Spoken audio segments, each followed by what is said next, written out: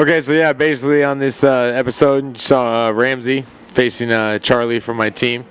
It was, it was an interesting fight due to the fact that, I think we all underestimated Ramsey. We didn't think that he was gonna. We thought Charlie would walk right through him. The main thing that they didn't really show on there was that Ramsey in that second round took Charlie down, and then he blew out his shoulder.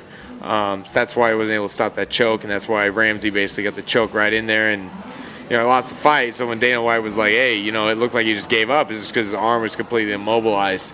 But my hat's off to Ramsey. He's a gamer. He went in there and he made it happen. It's definitely a he took the fight to Charlie and he capitalized. But my hat's off to Charlie because he's a great fighter. It just wasn't his night that night when he faced Ramsey, and I know that he's going to come back from this and he's going to be that much stronger.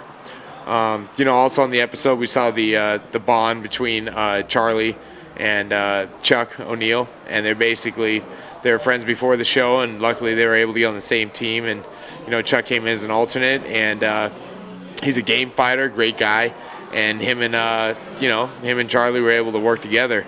We also saw the dynamic that after the fight was lost, the whole situation that happened with Len walking out with Lesnar, basically giving that speech, Len being pissed off. That's going to kind of materialize in future episodes. But we're kind of seeing the whole breakdown of the team where everybody's all together when we win, and then you're seeing separation happen when a loss happens.